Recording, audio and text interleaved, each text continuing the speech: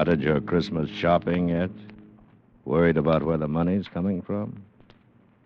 Want to get away from it all? We offer you escape.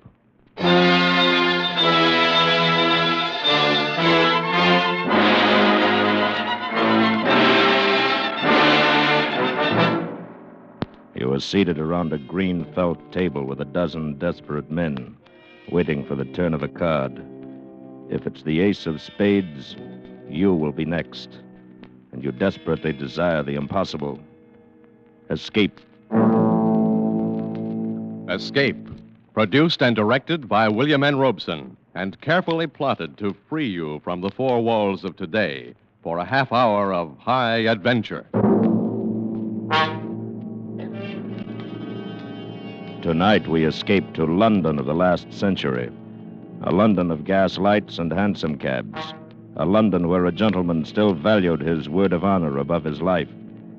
A London of which one terrifying incident is recorded by Robert Louis Stevenson in his unforgettable story, The Young Man with the Cream Tarts.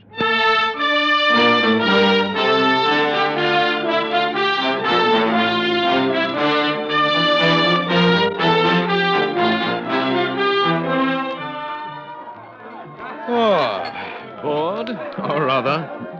City seems to offer little amusement tonight. Well, bottoms up. Let's be on our way. Righto.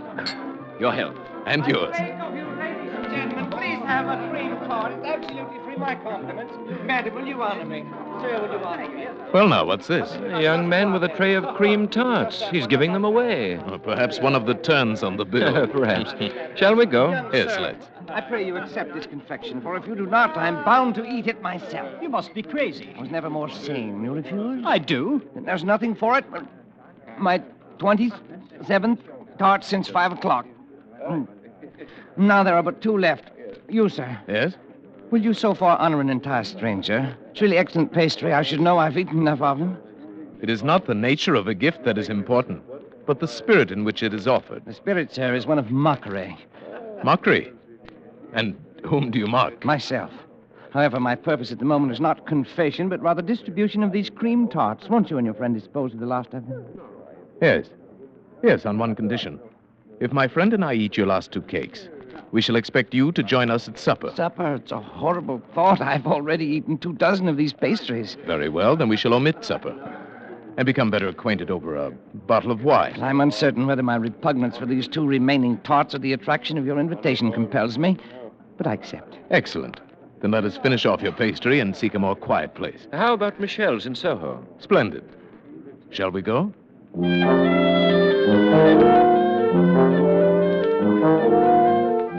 An excellent restaurant, excellent wine, and two excellent friends. I drink to your health. And we drink to yours. I'm sure you will understand my curiosity, But you are curious. naturally, although I suspect that your story is probably a silly one. Oh, indeed. You may rest assured that we are two of the silliest men in England. My name is Godall, Theophilus Godall, and my friend here is Major Alfred Hammersmith. I like you, Mr. Goodall. And you, Major Hammersmith, though I suspect those are not your right names. It is of no importance. Exactly, nor is my name, so I will not divulge it. Although I see no reason why I should deny you my story. It's brief and foolish. Pray tell us, then. It's an oft-told tale. A modest fortune which I squandered in the usual ways at cards, the horse races in Paris. Then 2 months ago, I met a young lady exactly suited to my taste in mind and body. My heart melted. I was in love too late. Yesterday, my solicitor warned me that I had but £100 left in the world. 40 of these I used last night for a special purpose, and I have agreeably spent the day disposing of the remaining £60 in as foolish a manner as I could devise. And the future? The future has been taken care of by the £40. Is it not odd that we three should have met by the merest accident in so large a wilderness as London and be so nearly in the same condition? Yes. Major Hammersmith, I was thinking the very same thing. What's this? Are you two also ruined? Is this bottle of excellent wine the last folly, like my cream tarts? Very nearly so. I'm perhaps a week behind you. I still have a few banknotes in my wallet, however. Here now, this bill will take care of the bottle of wine, and the others I throw into the fire. Oh, no. You shouldn't have burned all of them. You should have kept £40. £40? Why? Why not 50 or 70?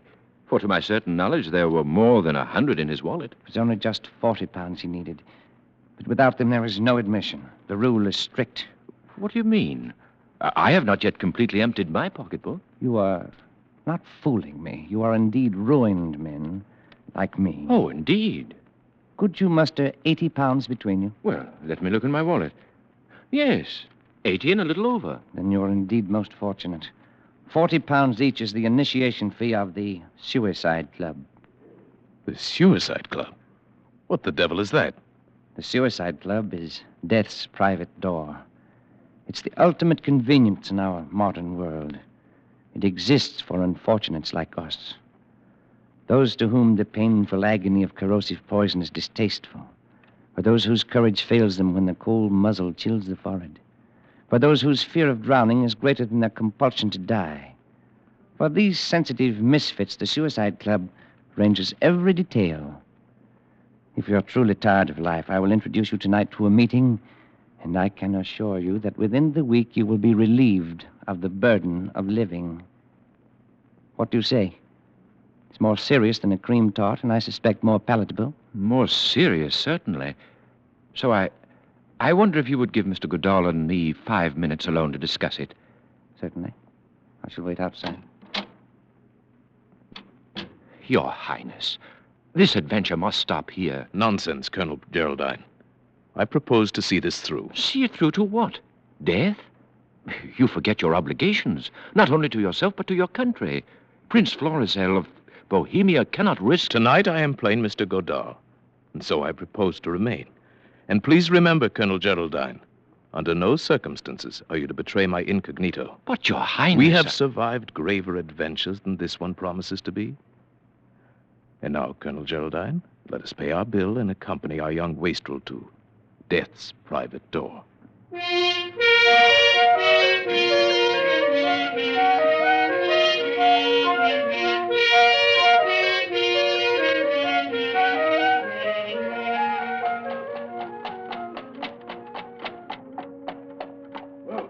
Here you are, Governor. Box court. Gentlemen, we have arrived. Here you are, cabby. Keep the change. Oh, thank you, sir. Come on, get in. Well, Mr. Godard, Major Hammersmith, there is still time to change your minds. Lead on, sir. My mind's made up. And mine. Follow me, then. As dark as a tomb. An apt and concise simile.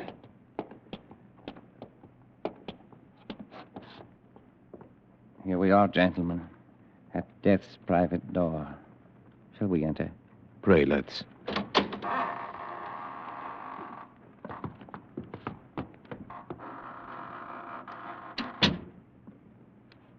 You may hang your things in here. If you'll be good enough to wait, I shall call the president. Of all our follies, this is the wildest and most dangerous. I'm beginning to believe you're right. Let me beseech your Highness Do not forget you are my aide-de-camp. Not your father. Yet I am responsible to the king for your well-being. Colonel Geraldine, you're not afraid. Certainly not for myself, but for your Highness. Shh, quiet. The president will see you in his office. I have vouched for you, but you must give him honest answers. The indiscretion of a single member might lead to the dispersion of the society forever. He can't afford to take that risk. Follow me. In here. He's waiting for you. Good evening. I am told that you wish to speak to me. We have a desire, sir, to join the Suicide Club. Sir, you've made a mistake. This is a private house, and you must leave it instantly. We have come here upon the invitation of a friend of yours. He's already told you of our desires. And believe me, sir, when one has come this far along the path, one is not likely to be turned away and certainly will tolerate little rudeness. Permit me to assure you, either you will oblige us in the matter, or you'll regret ever having admitted us to the premises. Well, now, that's more like it. This is no place for men not yet desperate. I believe you, sir. But what of your friend? My reasons are even more cogent than Mr. Goodall's. I was cashiered out of my regiment last week. Why? Cheating at cards. I see. And you, sir? What is your reason for being tired of life. Unadulterated laziness. Don't trifle with me, sir. You must have a better reason than that. I have no more money, and I'm much too lazy to come by any. If I did not have a great deal of experience in these matters, I would turn you down. But I have learned that the most frivolous excuses for a suicide often cover a deep and lifelong desire for self-destruction. Thank you for your understanding, sir. Very well. To business. I shall read you the oath of membership to which you will each subscribe. I swear to obey without question the instructions of the president of this association or any of his appointed deputies. Realizing that desirable death could scarcely be a penalty for violating this oath, I am aware that any violation will be met at the discretion of the president by those means deemed suitable by him. Namely, excommunication from the church, loss of whatever honor still attaches to my name, and/or, when necessary, violent reprisals against my bereaved family. In full knowledge of the sacredness of this oath, I subscribe my name. Well, gentlemen? You are in a position to enforce those penalties. I am. Hand me the pen. My friend. The pen, please. Major Hammersmith. Thank you. That will be £40 apiece, please. Here you are. Thank you. And now, would you like to join the members in the smoking room? Indeed, we would. This way, please. Just make yourself at home. Everyone's quite informal here. If you'll pardon me, I have some other matters to attend to. Come along, Major. Let's mingle with the company. Your Highness. Be quiet. Oh, there you are. You got in all right, I see. Naturally. You'll never regret it. I'm sure we shan't. Would you care for a game of billiards or perhaps some whist? No, not immediately, thank you. I should like just to wander around and listen to the conversation. You'll find it most revealing. You understand? She had always stood in the way of anything I wanted to do. And I don't care if she was my mother. She crossed me one time too often. You may be sure I'm not that I would in the least never have sorry. joined this No, wretched please. club if I had not read The Origin of the Species by Darwin. I could not bear to be descended from an ape. Certainly, Too I ghastly to understand. bear, you know. There are some men who cannot abide the restrictions of the monastery. And after the abbot discovered me, there was nothing I could do. It's I don't incomprehensible mind to me. What is? Why, this talk, this boasting, this self-justification. If a man has made up his mind to kill himself, let him do it like a gentleman. Be done with the matter. As I told you, there are some of us more frightened of the act than of the result. There's only one man in this room who does not seem to be in a state of hysteria. Who is that, Mr. Godall? Why, the gentleman sitting on the divan. Oh, yes. Yes, Mr. Malthus. Would you like to meet him? Yes, please. These others are too obvious. There's nothing very subtle about Mr. Malthus. He looks like death himself, wearing thick eyeglasses. Let us discover for ourselves the reason for his relaxation. Mr. Malthus. I should like to present two new members, Mr. Godall and Major Hammersmith. How do you do, gentlemen? How do you do, It's a Mr. pleasure, sir. Won't you sit down? Well, Newcomers. Newcomers. I envy you the novelty of your first visit. You will learn to relish it if you are spared. Why, my dear sir, this club, gentlemen, is the temple of intoxication. If my health would permit it, you may be sure I would be here more often. For this is my last dissipation. Believe me, sir, I have tried them all the vices. Yes. People trifle with love and ignorantly call it man's most powerful passion. Nonsense, sir, nonsense. Fear. Fear is the strongest passion. It is fear that you must trifle with if you wish to taste the intense joys of living. Envy me, sir. Envy me. I am a coward. How, sir, is the excitement so artfully prolonged? Oh, of course. I must tell you how the victim for every evening is selected, as well as the member who is to be death's high priest for the occasion. Great heavens. You mean they kill each other? The guilt of suicide is removed in that way. Then I, or my friend, or you, any of us, might be selected this evening to murder another man? Exactly. But how have they escaped the attentions of the law? The ingenuity of our president knows no limits.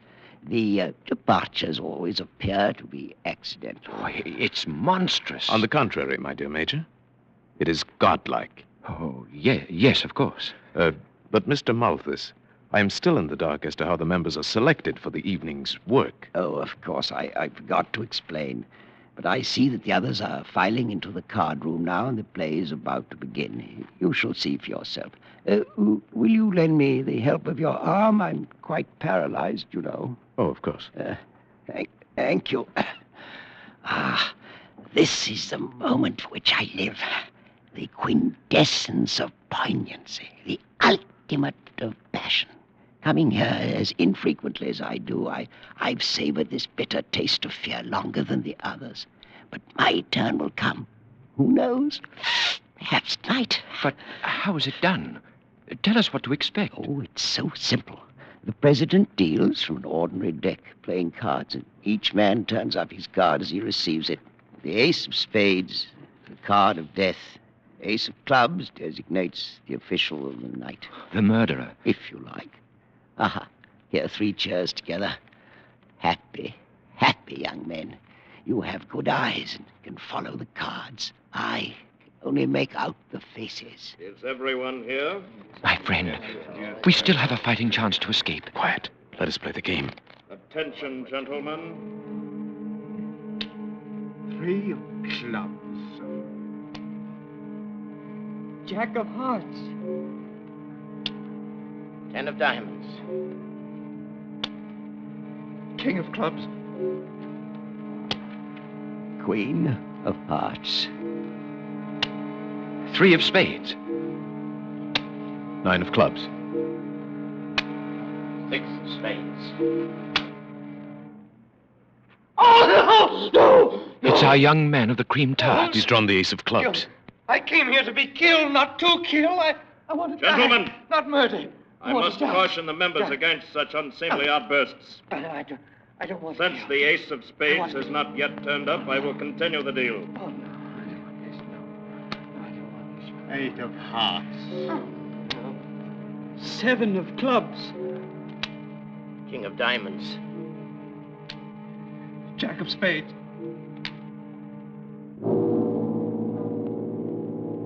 Ace of spades. Mr. Malthus. That concludes the play for the night, gentlemen. Will the member who drew the ace of clubs come to my office for his instructions?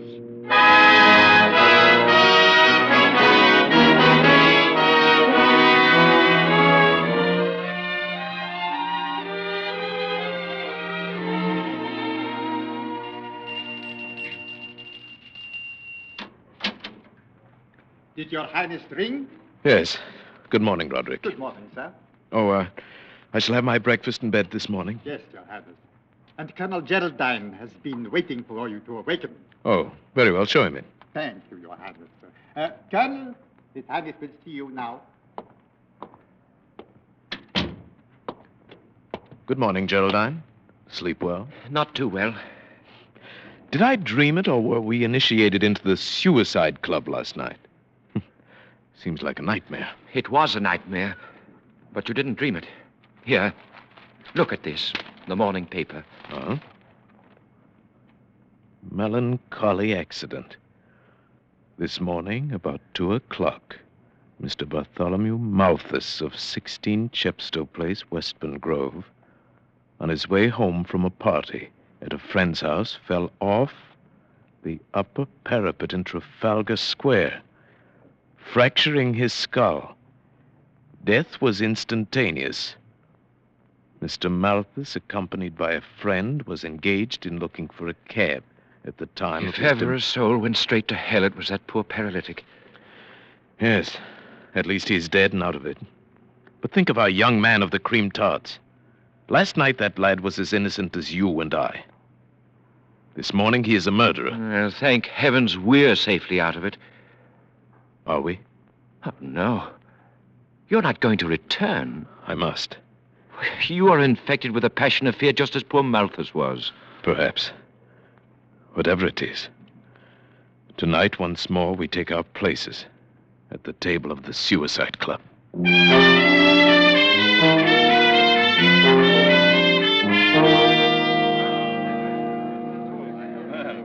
Good evening. Good evening, Mr. Godot. Back again to try your luck? Yes, indeed. And Major Hammersmith? Good evening. You are to be congratulated, sir, on the matter of Mr. Malthus. Very neatly handled. Thank you. But I shall miss poor old Malty. He was a man I could talk to. Yes, your bereavement must weigh heavily upon you. Indeed it does, sir. But then it's all in the game. And now, you will pardon me, we will sit down to play directly. The fiend. The foul fiend of hell. Steady, my friend. Once more, let me plead with you. Leave this evil house before it's too late. You're very tiresome tonight. Oh, here's our young friend of the cream tarts. Good evening, old chap. Oh, Mr. Goodall, Major Hammersmith. Oh, how I wish I'd never brought you to this infamous place. Oh, leave. Leave while your hands are still clean. But our oath. We could not go back upon our oath. Well, renounce it. Forget everything. Let them do their worst, but leave. Leave before it's too late. Hey, if you could have heard the old man scream as I pushed him from the parapet, the crunch of his brittle bones as he thudded to the pavement. Yes, I perceive the dealing is about to begin. Shall we go in? Yeah. Mr.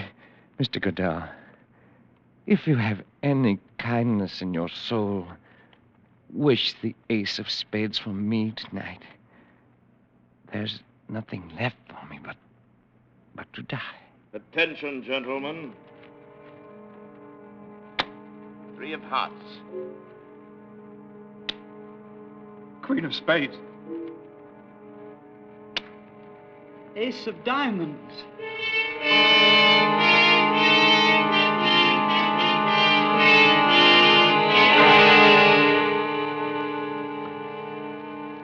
Three times around and neither black ace has come up. We are just 13 at the table. This 4th round. This will tell the tale. And I am next to last.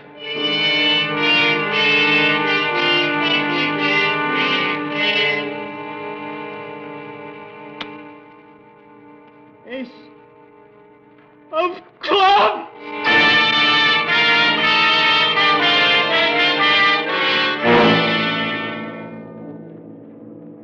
Only 4 more cards. King of spades. Oh, pray for me, Mr. Goodall. Pray for me. I have 1 chance in 3. Pray that I get the ace. 6 of diamonds. And now, I have 1 chance in 2. My friend, don't. Silence. Ace of spades. Very well. That concludes tonight's play, gentlemen. Oh, Mr. Goodall. I'd give $1 million if I had it for your luck. I would sell you this card for much less if I could. Well, Mr. Goodall, my congratulations. I am pleased to have met you, sir, and to have been in the position to do you this trifling service. At least you can't complain of delay. Yes. And now, before I leave forever, I should like to ask a question. A purely hypothetical question, of course, since I am not a man to go back upon my word. But you wonder what would happen if you did. If upon the turning of the card you had changed your mind and now wish to live? Precisely. Suppose my friend, Major Hammersmith, and I elected to ignore our oath. Suppose we began by tearing this place apart.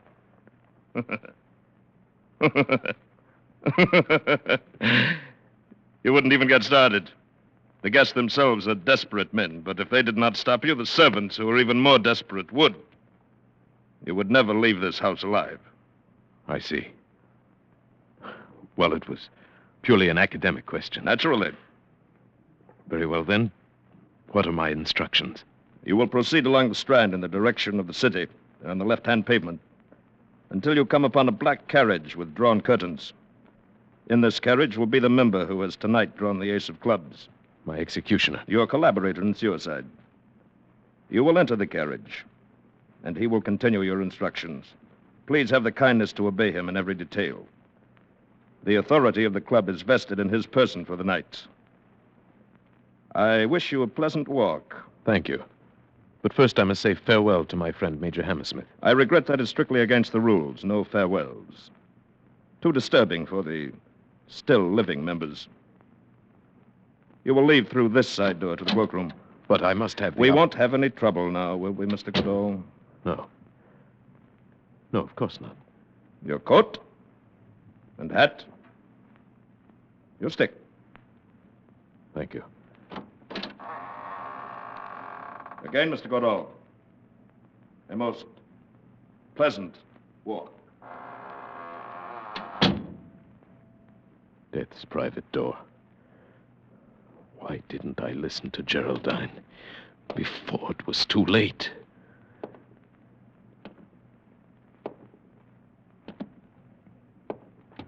All right, Hurry. get into the carriage with us. What is this? I advise you to be quiet if you know what's good for you. My instructions are to meet the coach in the Strand. You'll take this coach right now. Get in Go with with you. me.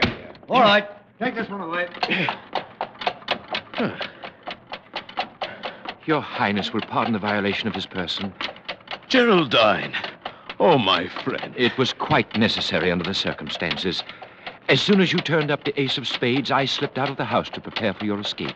But how did you manage it? When I realized I could not dissuade you from attending the club tonight, I retained the services of a certain capable and reliable private detective. But His secrecy has been bought and paid for. His men are now raiding the suicide club. The members will be removed to your townhouse, where it remains for you to pass judgment upon them. That I will gladly do, and with the utmost dispatch.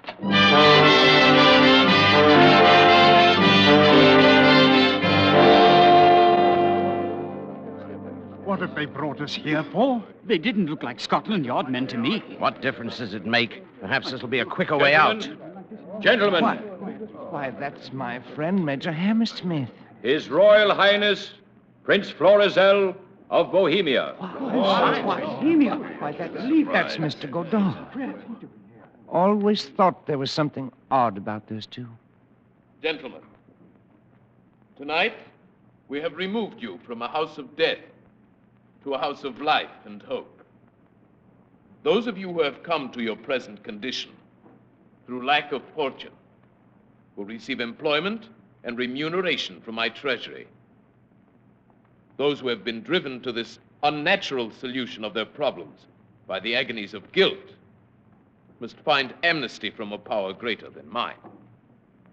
Power that eternally promises the forgiveness of sins, no matter how grievous. Only one of you is truly evil, and him I shall deal with myself. Where is he? Where is the president of the club? Colonel Geraldine. Why, he should be here, Your Highness. Begging your Highness' pardon. Who's this man, Geraldine? The chief of the detectives. Yes? What is it? Was you referring to the sallow chap with the side whiskers and the black suit? Yes, that's the one. The president of the Suicide Club. Where is he? He ain't here. Why not? Well, when we broke into the little office down there at the club, we found him sprawled over the desk with a little empty bottle in his hand. He'd committed suicide.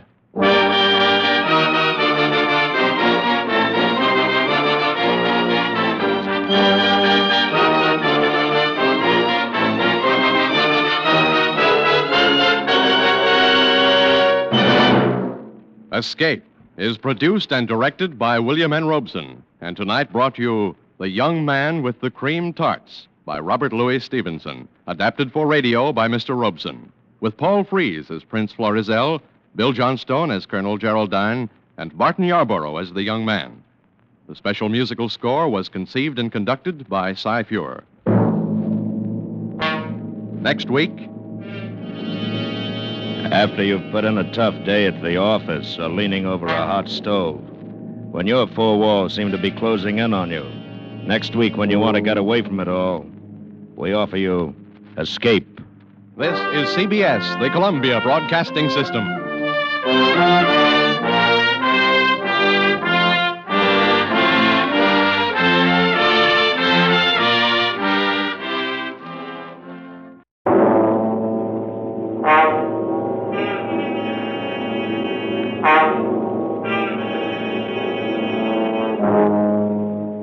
Had a hard day at the office? Backache from bending over a hot stove all day? Want to get away from it all? We offer you Escape.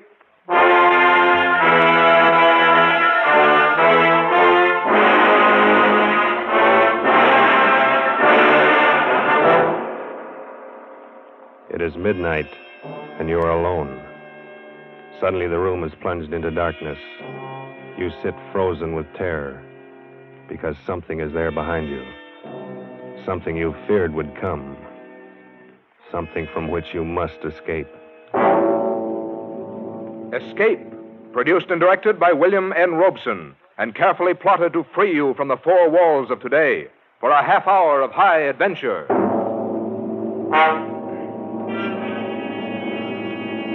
Tonight, we escape to London and a world made strange and terrifying by the workings of an ancient barbaric curse, as Montague R. James tells it in his weird story, Casting the Runes.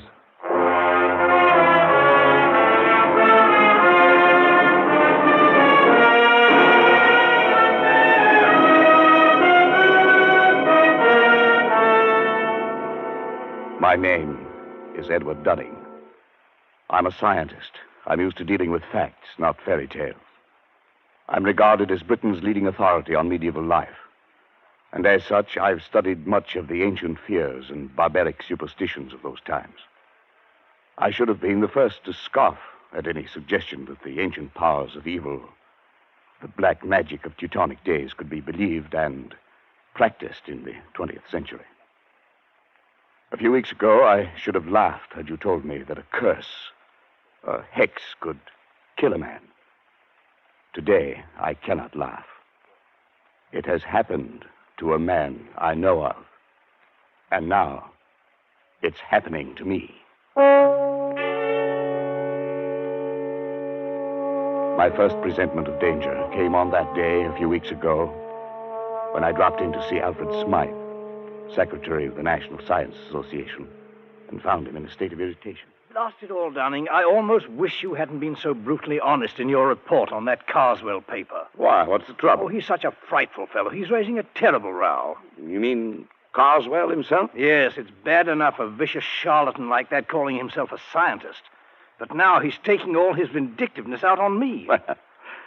Sorry, old chap. It's really me he'd like to get at. As a matter of fact, that's just what his last letter was about. He wants to know what supposed authority wrote the report rejecting his paper. You didn't give him my name. Heavens, no. As a matter of fact, Dunning, I haven't and I won't, and for a very special reason. Call it silly, call it crazy, call it what you will. I have an uncanny feeling about that man Carswell. Why? Do you know anything about him? Nothing. I've never seen him. I only know that he wrote a paper called The Truth of Alchemy. It was hopeless. Precisely. And why was it hopeless? Well, besides being abominably written, it was supposed to prove that alchemy, black magic, and such rot actually exists. I think the man really believes it. Undoubtedly he does, and that's what I mean. He lives in an isolated old house in Warwickshire. He's rarely seen elsewhere, and in his whole career he's written only two things. This paper and a history of witchcraft published 10 years ago. Yes, of course. I remember now. So that's the man. Yes, and that book was even worse than this paper. The man has a warped mind. I'm sure he's tried every unhealthy experiment in alchemy, witchcraft, and black magic. There's no telling to what lengths of vindictiveness a man like that might go. Well, it does sound a bit queer, but... Not queer, Dunning. Evil. Oh, come. Man has a right to believe what he likes. He has a right to be angry with me. Here I've glibly scoffed at the man's life's work. Well, perhaps I'm being overly suspicious and imaginative, but I think there's more than anger involved here, Edward. This may sound fantastic to you, but, well, John Harrington wrote the report condemning that witchcraft book of Carswell's 10 years ago. 3 months later, Harrington was dead. But, Alfred, what's the connection? Harrington died under very peculiar circumstances. He was walking home alone late one night, and suddenly he screamed, broke into a run, lost his hat and stick, and climbed up a tree. A dead branch gave way. He fell and broke his neck. No one's ever been able to explain why it happened. Come now, Alfred, surely you're not suggesting... I don't know what I'm suggesting. I only know that after he reviewed Carswell's book, John Harrington didn't have a moment's peace. Now you've written an unfavorable review of this paper. If I were you, I should keep that fact well hidden. Oh, Alfred, well, that's ridiculous.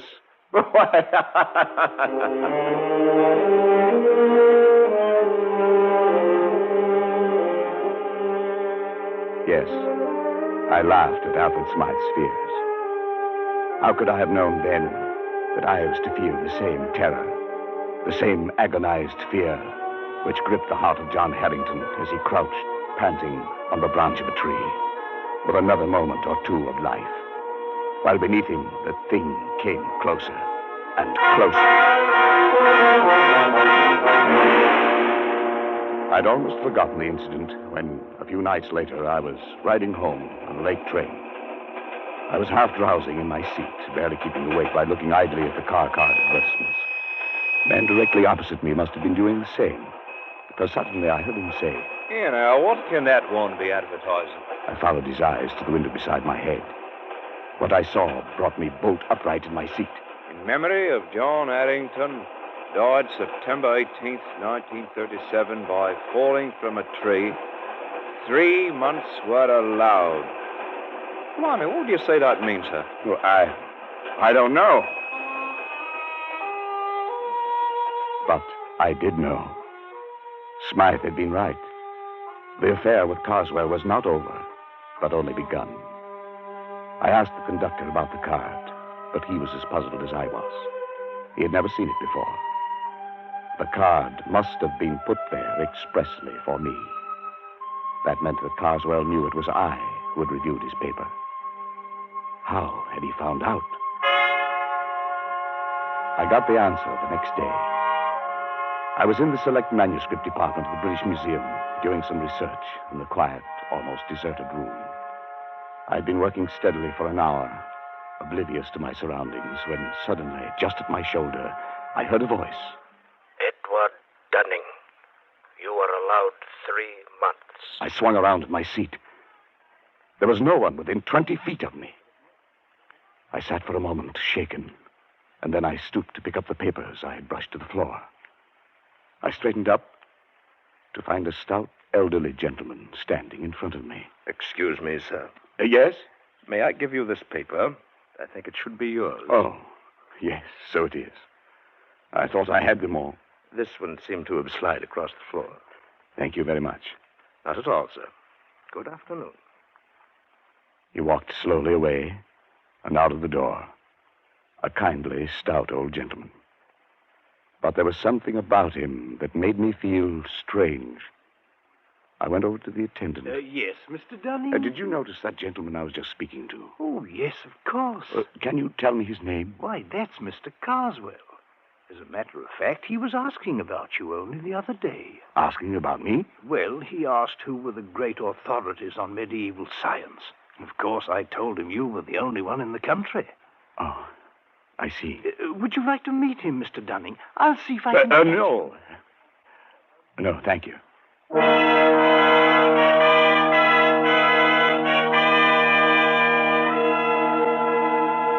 It was as simple as that.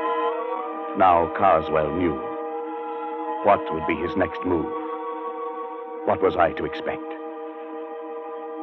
I reached home at dusk, and trouble stood on my doorstep in the long face and stooped form of my family doctor. I've had to upset your household arrangements, I'm sorry to say, Dunning. I've had to send both your servants to hospital. But what happened? Something like ptomaine poisoning, I should think. It's nothing serious. Well, what could have caused it? Well, that's the rather odd thing. They tell me they bought some shellfish from a hawker and headed for lunch. I've made inquiries, but I can't find that a hawker called at any other house on this street.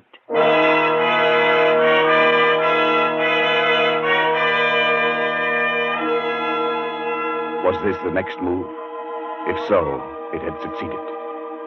I was alone in the house, and my nervousness increased as darkness closed in and the hours advanced toward midnight. I went to bed, but almost immediately I thought I heard something. My study door opening downstairs. I went out and leaned over the banister. There was nothing moving, nothing visible. There was only a sudden, surprising gust of warm air playing about my legs. I went back into my room and locked the door. Suddenly, the lights went out. No doubt it was only a blown fuse, but the chills were playing up and down my spine. I went over to the bed and reached for my watch under the pillow. I suppose I wanted to find out the time. I don't know why. But fumbling on the pillow, my my hand touched something far different from a watch. It was like a mouth with sharp teeth and hair around it, not human at all. I fled from my bedroom and spent a long and miserable night locked in the spare room, my ear to the door. But nothing came. I was not disturbed again. In the morning, I searched the house and found nothing unusual. But the mark of fear must have been stamped on my face, for Smythe noticed it next day. Dunning, you look as if you hadn't slept for weeks. Is anything wrong? I don't know, Alfred. Yes, there is. Carswell knows. How? They told him at the museum. Of course, we should have thought of that. Has anything happened yet? I don't know. It's too fantastic. It's probably my mind, hypnotic suggestion or something, but like that man Harrington, I have 3 months left. Edward. Must have been hearing things. I'm all on edge. I don't know what to think. John Harrington had a brother, Henry. Perhaps I'd better get you in touch with him. He might know more about this man, Carswell. Yes, do it. And quickly. 3 months is not a lot of time.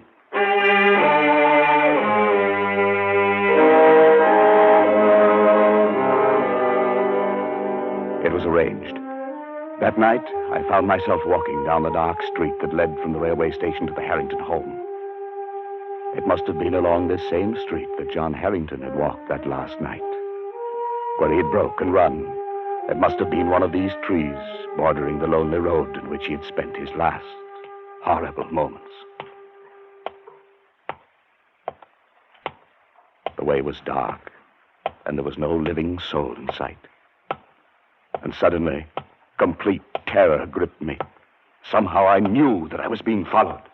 At first I only felt it, and then I heard it.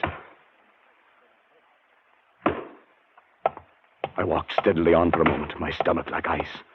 It was getting louder, coming closer. Unconsciously, my step quickened. I could barely control myself. I wanted to scream and run. The thing came closer, closer.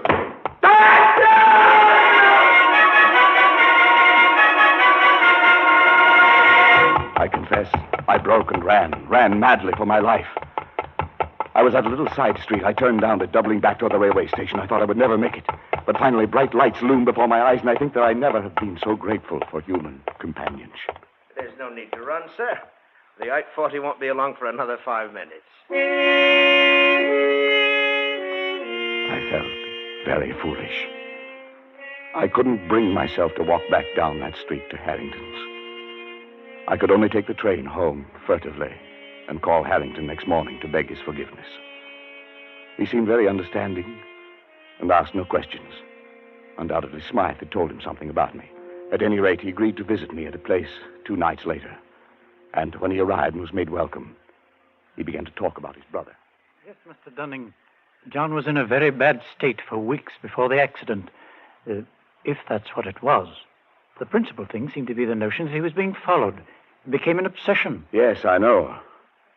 I don't think his death was an accident. Then perhaps you can explain it? No. But I have one clue. Your brother reviewed a book very severely not long before he died. Just lately, I happened to cross the path of the man who wrote that book. And his name, of course, is Carswell. That's right. Well, as far as I'm concerned, that does it.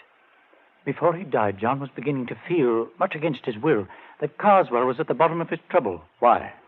Well, it doesn't make sense. None of this does. But tell me.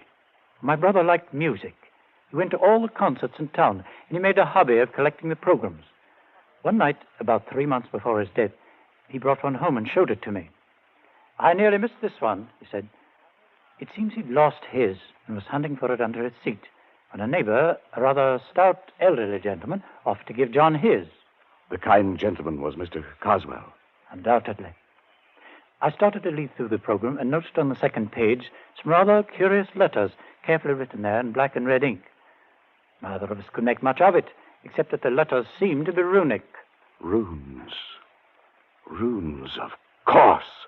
Well, John thought it might be important and debated whether he shouldn't try to return the program to the stout gentleman. But just then the door blew open and a gust of air, of strangely warm air, blew into the room. In a flash, it took the program and blew it straight into the fire. Yes, your brother was right. He should have returned it. Well, there's nothing to be done then. No, perhaps not. But do you know what runic letters mean? Well, they're old pre-Druid script, I believe. The kind of writing the barbaric tribes used long before the Romans invaded Britain. Yes, that's right. Casting the runes, they used to call it in the old days. Casting the runes. What do you mean? Well, it was a curse, a hex. In primitive England, people thought by casting the runes, that is, handing a person a piece of paper with certain runic letters on it, that you could put that person out of the way, destroy him. It's an old superstition. And the only way to lift the curse was to return the paper to the one who gave it to you, to give it back without his knowing it. What? I don't believe that kind of nonsense. Neither do I. Then what was it that killed John? I don't know. Perhaps his fear of the runes, perhaps brooding about it, becoming neurotic, thinking he saw things and heard things and touched things that weren't there. Perhaps his own mind drove him to death. And what's the difference once you're dead? No difference at all. Casting the runes. Oh, it's rubbish. Yes, of course, but... Good heavens. What is it?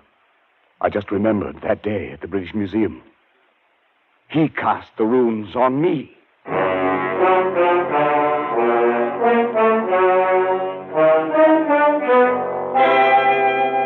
I went swiftly to the writing table, Harrington close behind me. My portfolio was there, full of the scribbled notes I'd been working on that day in the museum. And as I took it in my shaking hands and began leafing desperately through them, one strip of thin, light paper slipped and fluttered toward the open window with uncanny quickness. But Harrington was even quicker and slammed the window shut just in time. Got it? Oh, thank heavens. If it were lost or destroyed, like your brother's... Then you wouldn't be able to return it to Mr. Carswell. Yes. Look at it. It's identical with the one John got. I looked at the flimsy paper. The characters, carefully traced in red and black, were runes, all right. That ancient language used by the Aborigines of prehistoric Britain. I couldn't decipher them. But as Harrington and I stood looking into each other's eyes, each of us could read the other's thoughts. Science or not, 20th century or not, this sheet of foolscap spells death for its possessor. It spells death for you. It must be returned. Yes, I know. It must go back in such a way that he doesn't know he's received it. That means we can't simply mail it. No, we can't. We must do it personally. That'll take doing. Well, he knows you by sight, doesn't he? Yes. You must shave your beard. It'll alter your appearance. He might strike any time. I have 3 months. That's what the warning said. We've got to make good on this, Dunning. I've searched 10 years for my brother's murderer, and now he must not escape.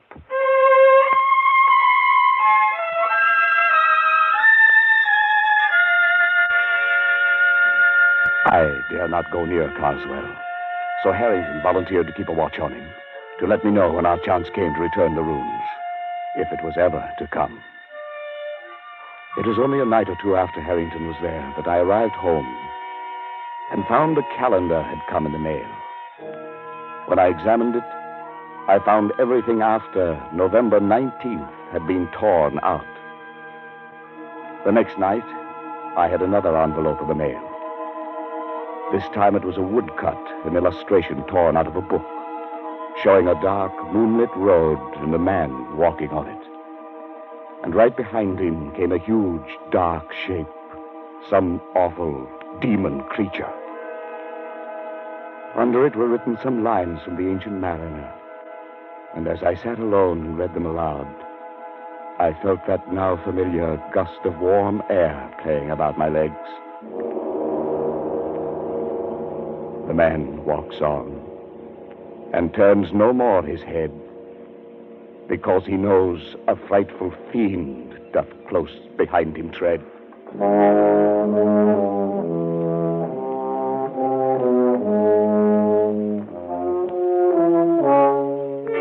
Now I knew the face of my terror, and it was with me always. Walking down the dark street at night, I heard its footsteps behind me. In my lonely house at midnight, it roamed the halls. Like the Ancient Mariner and John Harrington, I never turned to look. I couldn't. My nerves were going, and I could do nothing but wait. The days, the weeks slipped by, and still Harrington had no plan. I checked off the days on the calendar Carswell had sent. Now there were 8 days remaining, then 6, then 3, 2, 1. It was the evening of the 18th. My last day on Earth was to begin at midnight. I was sitting alone in my living room, bathed in perspiration, fighting to keep my nerves in check. Suddenly, I felt that warm gust of air. I listened. There were soft footsteps. A shadow seemed to cross the hall door. And then the footsteps blended into a loud banging. No, not yet. I've still got 1 day more. Not yet. No. Denton, it's me. Oh, thank heaven. Harry. What's the matter, man? What is it?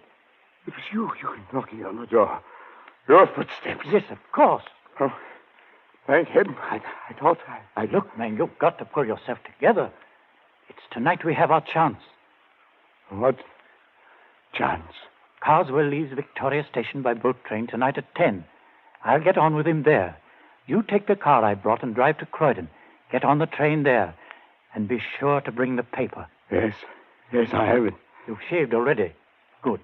Everything depends on his not recognizing you. Mr. Harrington. Suppose he changes his mind. Suppose he doesn't take that trip. My time runs out tomorrow. He'll be there, and you'll do it. You'll do it well. You've got to.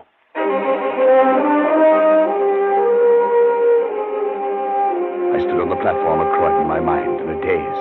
I thought the train would never come, but it did. I saw Harrington at the window. He stared coolly at me. Of course, there was to be no sign of recognition. I entered the coach and slowly made my way down the aisle to the compartment where Harrington sat. Opposite him, staring full into my face, was Carswell. He looked up as I sat down. His eyes were heavy-lidded, his face bland. It was impossible to tell whether he knew. The train started. The next stop was Dover, the end of the line. My last chance. It was time to cast the runes.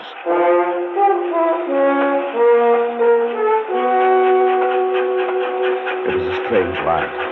Carswell and I seated face to face, staring into each other's eyes.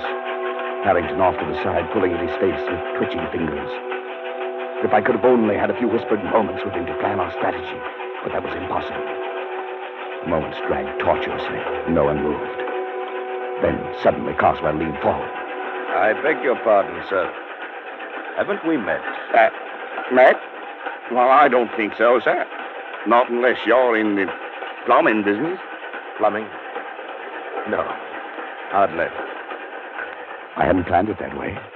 The words, the accent, just seemed to come by themselves. And Carswell sat back, an enigmatic expression on his face. I wished desperately to know what he was thinking. Then suddenly he got up and went out into the corridor. Was this my chance? I was about to slip over to his bags to see if there were ways to secrete the rooms within them, when I caught Harrington's eye and read a warning in them. Carswell from the corridor was watching, waiting to see if we recognized each other. I muttered a prayer of thanks I hadn't moved. Carswell came back and took his seat. As he did so, wild, exultant hope surged up in my throat, for something slipped off his seat and dropped noiselessly to the floor. It was his ticket case, and he didn't see it.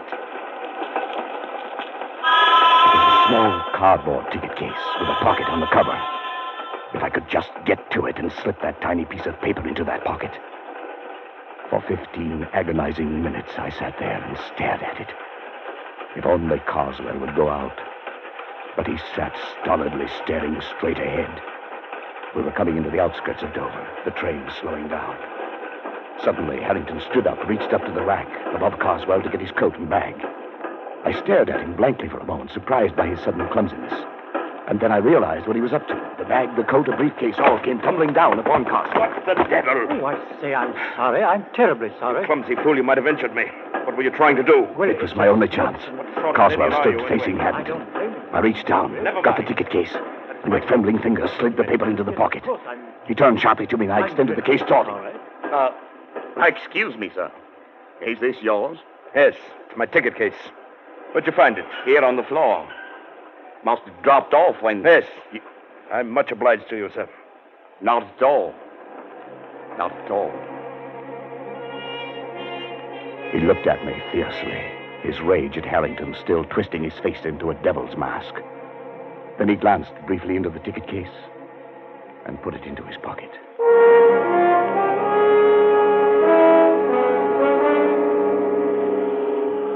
On the railway pier at Dover, Harrington and I followed a few steps behind Carswell. I felt like I might faint.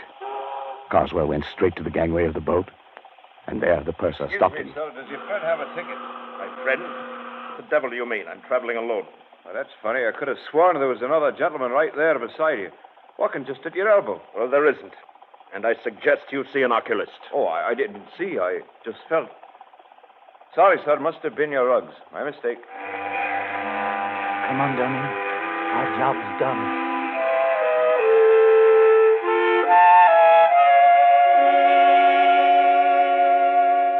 I didn't sleep that night. I lay awake and listened. But there were no footsteps, no warm gusts of air, nothing to disturb me. All day I felt remarkably free, although this was to have been my last day on Earth. But only just now, when Harrington came in, could I really relax. Oh, Dunning, have you seen the afternoon paper yet? I know, not yet. Well, here, look at it. On the second page. There. Abbeville, France.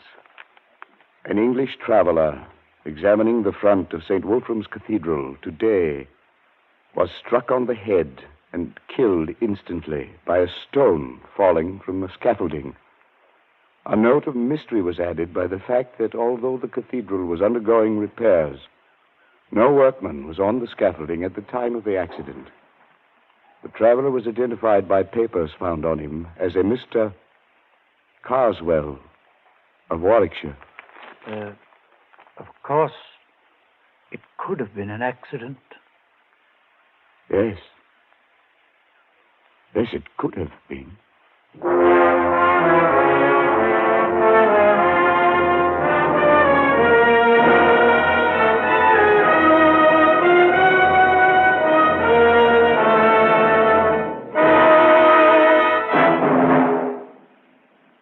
Escape is produced and directed by William N. Robeson, and tonight brought you Casting the Runes by Montague R. James, adapted for radio by Irving Ravitch and John Dunkel, with John McIntyre as Edward Dunning, Jan Wolfe as Harrington, and Bill Conrad as Carswell.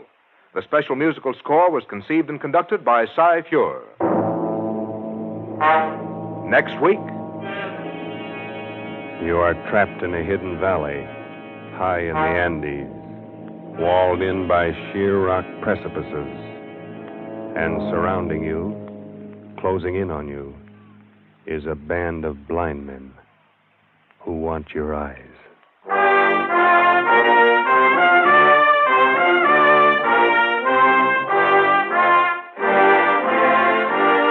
Next week, we escape with H.G. Wells' gripping story, The Country of the Blind. Good night, then, until this same time next week when we again offer you Escape. This is CBS, the Columbia Broadcasting System.